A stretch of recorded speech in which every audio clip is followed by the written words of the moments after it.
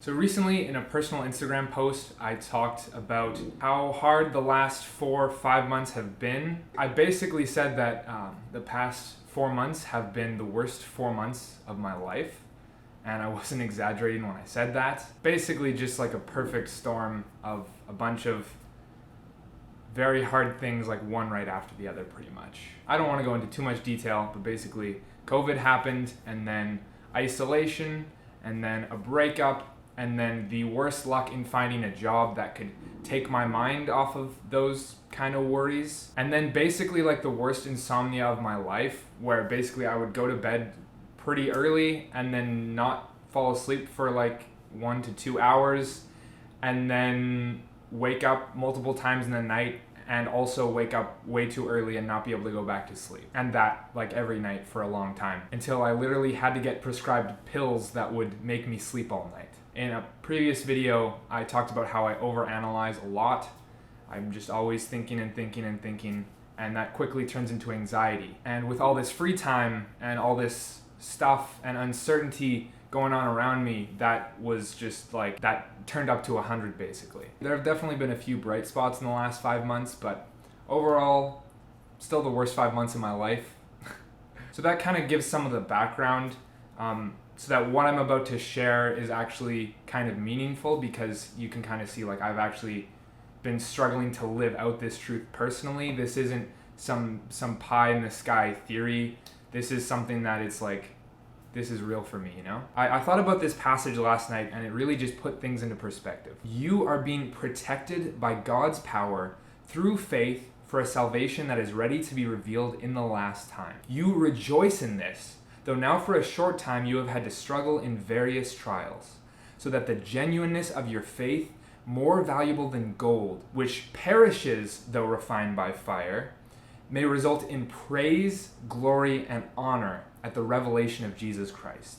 You love him, though you have not seen him.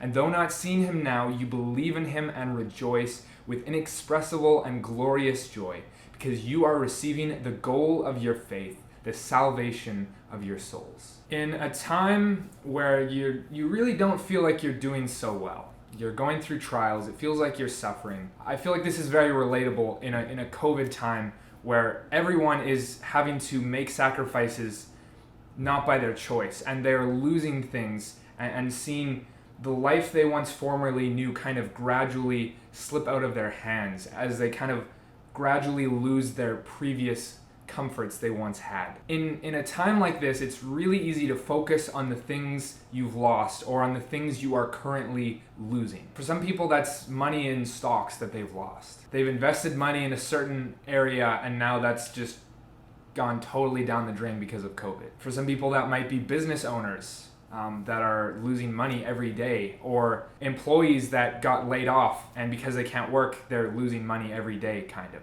During COVID, people can also lose opportunities. I had a cool church internship that there's a good chance I would have been selected for that role, and that would have been a really awesome opportunity, and that fell through. A lot of lost opportunities, maybe trips that people had planned, the special time with friends that you used to share, but now you've kind of been distanced from them. So you make this list in your head of all these things you've lost, and it's so easy to get overwhelmed. As Christians, we need to recognize that absolutely everything that happens to us is within God's providence.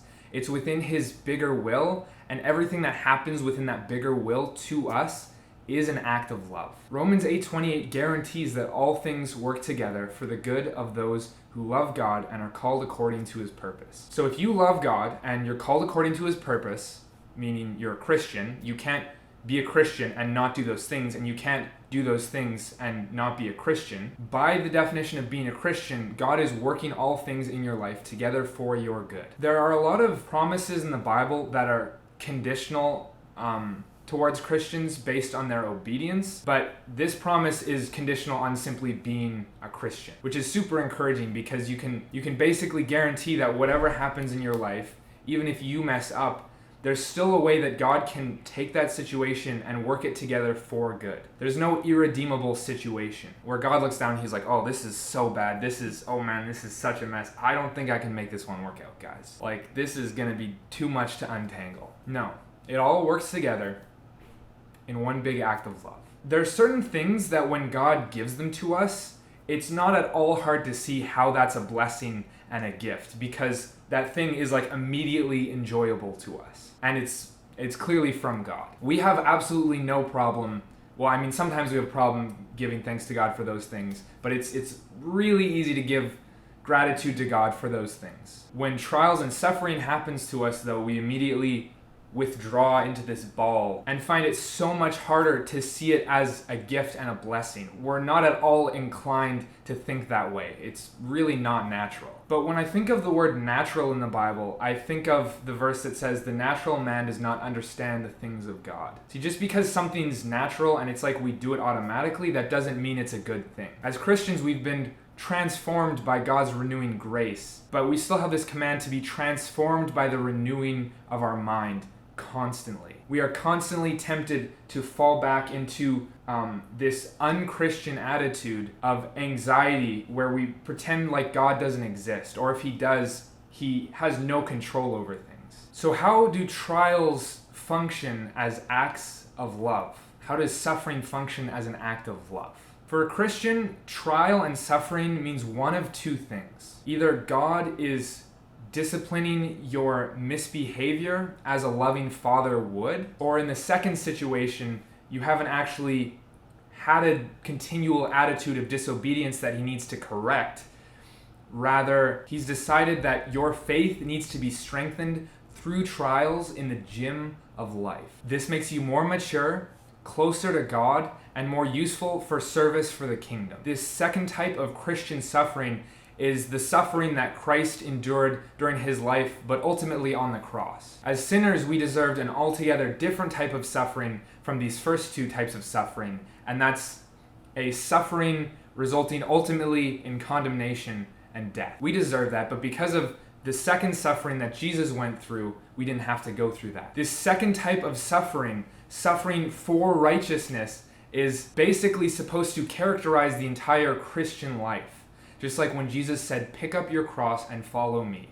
Go watch what I'm about to do on that cross, and then when I resurrect and come back and then ascend to the Father, my disciples and the disciples of my disciples, I want you to join me in that long line of people picking up their cross and suffering righteously. So how did Jesus respond to suffering and trial when it happened to him? He trusted God. He said, Father, not my will, but yours be done. If that's not how we're responding to trials and suffering, then we're not actually suffering righteously. Sin is what happens when we don't trust God, so righteousness is what happens when we do trust him. A great example in the Bible of enduring through suffering is also Job.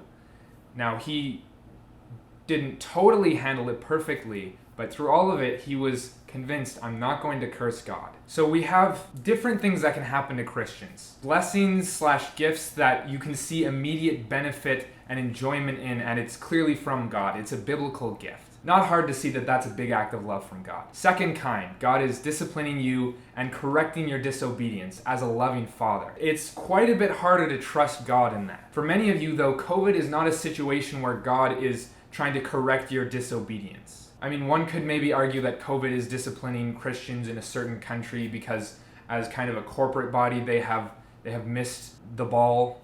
They've dropped the ball, they've missed the mark. Mixed metaphors, sorry. But one can kind of see how God disciplining us is an act of love, even though it hurts in the moment. But it's especially hard when we haven't even done anything wrong and God is still sending trials and suffering our way.